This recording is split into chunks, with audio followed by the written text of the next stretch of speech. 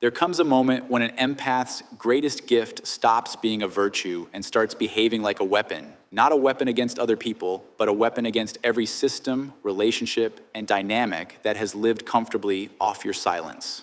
Carl Jung had a name for the moment the inner self begins to break through the mask: individuation. And once it starts, you don't go back to the comfortable lie of endless giving.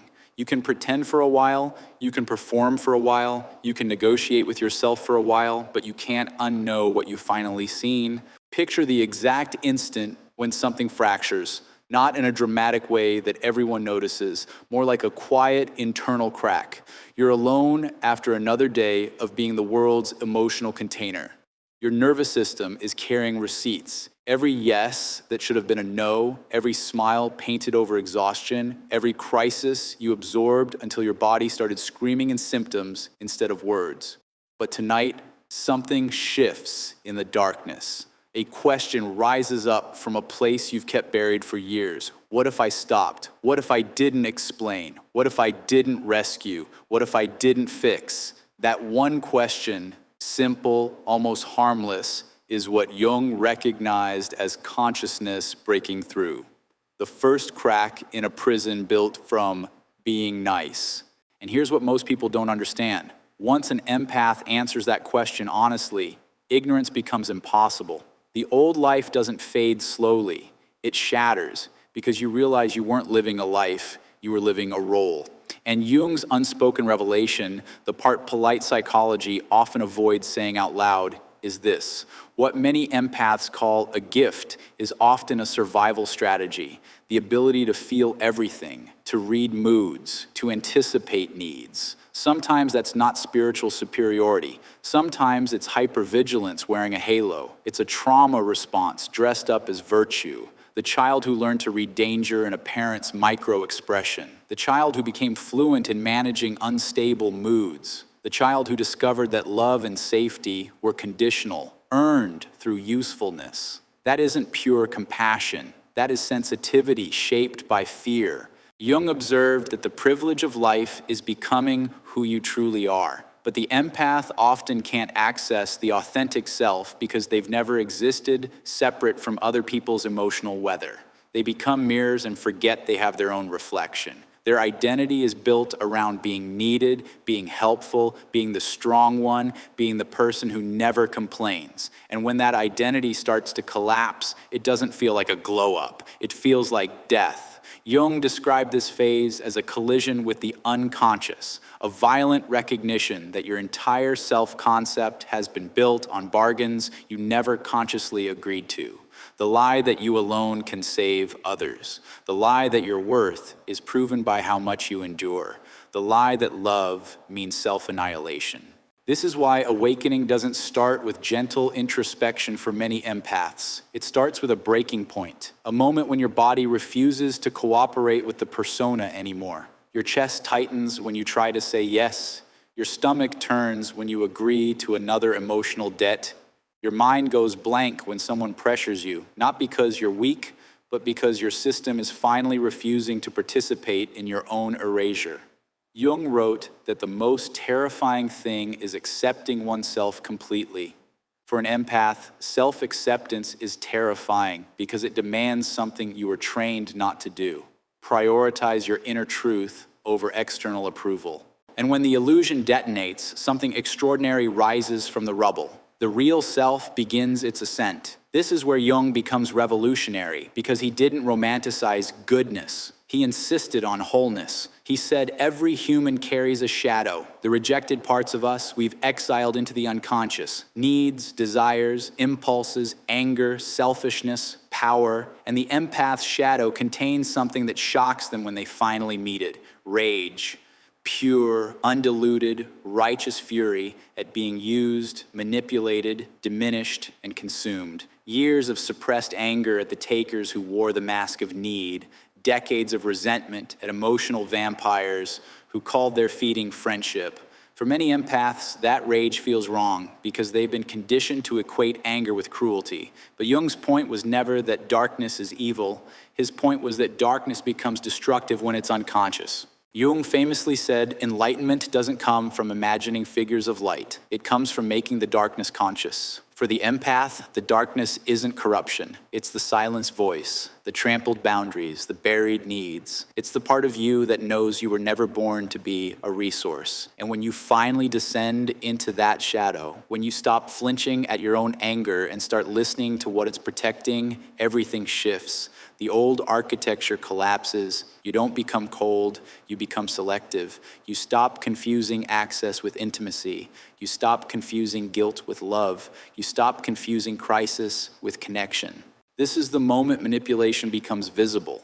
Tactics that once slipped past your compassion now show up like neon signs. You begin to distinguish between genuine need and manufactured emergencies, between someone asking for help and someone demanding sacrifice.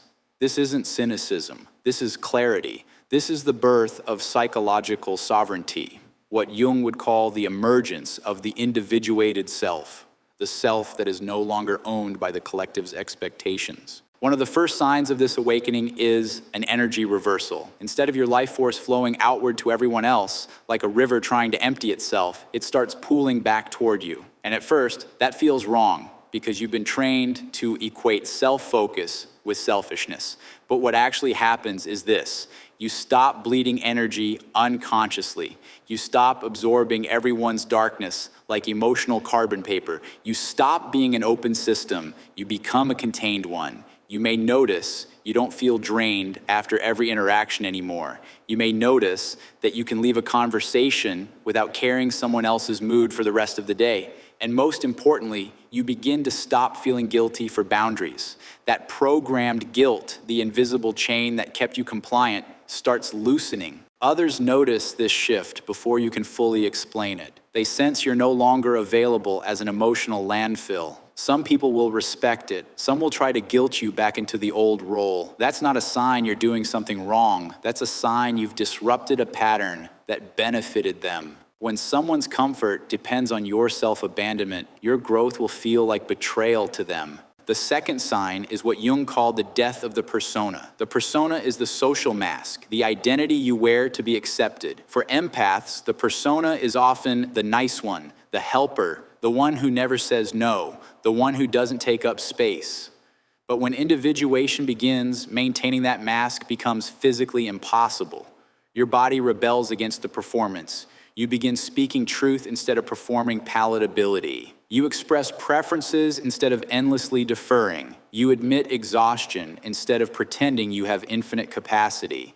And this terrifies people who were attached to the version of you that never demanded reciprocity. The third sign is the return of projection. Jung taught that we project our own qualities onto others, seeing in them what actually lives in us. Empaths often project depth onto shallow people. They project loyalty onto opportunists. They project conscience onto the conscience-less. They see potential and mistake it for reality. But during awakening, projection gets recalled. You stop making excuses for cruelty. You stop spiritualizing disrespect. You stop telling yourself they're just wounded as a way of avoiding the truth. Some people simply benefit from not changing. You begin to see people as they are, not as they could be if they treated you better. The fourth sign is boundaries transforming from guilty suggestions into sacred law, not harsh walls, sacred law. You begin saying no without a full courtroom defense, no essay of justification, no apologetic preamble, no emotional labor to make your no feel comfortable for someone else. You learn to listen to internal signals instead of external demands, and you discover something that changes you forever. People who become angry at your boundaries were actively benefiting from your lack of them. That realization isn't bitterness, it's maturity. Jung would call it integrity, the alignment of inner truth with outer action. The fifth sign is that guilt begins to evaporate. That crushing guilt for having needs, taking space, disappointing others, not being enough, it starts fading like morning fog. Jung called this shadow integration. When you stop rejecting parts of yourself, you stop feeling guilty for being human, you realize guilt was often conditioned, installed, and reinforced as a control mechanism. When someone says, "You've changed," in that disappointed tone, instead of panicking and trying to prove you're still useful, you simply think, "Yes, I have." And you don't rush to apologize for becoming real. The sixth sign is choosing authenticity over approval, even when it costs relationships. Jung believed individuation leads to self-actualization, living from the authentic core rather than external expectations. For empaths, this means no more performing emotions you don't feel, no more laughing at unfunny jokes to keep the peace, no more pretending you agree when you don't, no more shrinking your truth so someone else can stay comfortable. Authenticity magnetizes some people and threatens others, and you learn to survive both reactions without betraying yourself. The seventh sign is that the healer finally turns inward. Jung spoke of the wounded healer, people who help others to avoid their own pain. Many empaths have mastered caretaking as a way of escaping themselves, but awakening flips the focus. You start asking, "What do I need?" instead of, "What does everyone else need?" You begin nurturing your inner child instead of parenting every adult around you. You recognize you've been giving from an empty cup for years, maybe decades. And for the first time, you give yourself permission to discover who you are outside of your usefulness. The eighth sign is conscious connection, the ability to connect without losing yourself. This is what real maturity looks like. You develop what could be called bounded compassion. You can feel for others without absorbing them. You can support people without becoming responsible for their emotions. You stop attracting those who exploit your kindness and start attracting those who respect your boundaries. Relationships become mutual rather than extractive. You love without needing to save. You care without needing to sacrifice. And Jung observed that individuation often leads to deeper, more authentic relationships, precisely because you're finally relating as your true self, not your performing self. But Jung never romanticized this path. He understood it requires a night sea journey, a period of disorientation and loss that is necessary for rebirth. For empaths, it can feel like death because it is the death of the false self. You might lose friends who only value the version of you that served them. You might experience loneliness because you're no longer surrounded by people who constantly need you. You might grieve relationships that were never built on love, but on your willingness to be consumed. And that grief is not weakness. It's the nervous system detoxing from a lifetime of emotional over-responsibility. Jung also recognized the mind-body connection long before it became trendy. For empaths, years of absorbing other people's emotions can create real physical consequences: chronic fatigue, anxiety, digestive chaos, autoimmune flare-ups, sleep disturbance, chronic pain. And when the empath stops people-pleasing, the body often begins to heal. The nervous system relaxes, sleep deepens, the gut settles, pain can reduce. Not because boundaries are magical, but because your body was never designed to process the emotional waste of everyone around you. Individuation is not just a psychological event, it's physiological liberation. And yes, individuation changes relationships. Some deepen, others collapse. For empaths, this sorting process can feel brutal, but it's necessary. Call it a relationship purge if you want. People who truly love you will adapt to your boundaries and celebrate your growth. People who resist your boundaries were often invested in your self-neglect. Jung described the difference between genuine love and neurotic attachment. Genuine love honors your wholeness. Neurotic attachment needs you to stay small so the other person can feel secure. You start noticing the unconscious contracts you've been living under. You provide endless support. They provide conditional acceptance. You absorb their chaos. They tolerate your existence. You manage their emotions. They reward you with temporary warmth. When you break that contract by claiming your own life, some people will leave. And painful as it is, their departure makes space for relationships built on respect instead of extraction. Here's the twist that changes everything. When empaths stop being everyone's sponge, they don't lose sensitivity. They develop conscious sensitivity, the ability to feel deeply while choosing what to absorb and what to release. This is where sensitivity becomes a genuine strength. You can read situations accurately without drowning in them. You can help without depleting yourself. You can love deeply without losing yourself. Jung called this differentiated consciousness, maintaining your center while connecting with others. The awakening empath becomes what Jung would describe as a conscious individual, sensitivity intact, boundaries strong, compassion mature. And Jung believed individual transformation creates collective change. When one person becomes conscious, it gives others permission to do the same. Your courage to set boundaries becomes a mirror for others. Your refusal to absorb everyone's emotions teaches people to take responsibility for their own feelings. Your authentic self-expression reminds others that they don't have to perform to deserve love. This is why your personal growth is never only personal, it's contagious. From this emerges a new way of living, a code of sovereignty. Not rigid rules, but guiding principles that protect your life force while keeping your heart open. Feel everything, absorb nothing. Give from overflow, never from depletion. Love others without losing yourself. Help when inspired, not when guilty. Trust your inner knowing over external pressure. These principles aren't selfish, they're sane.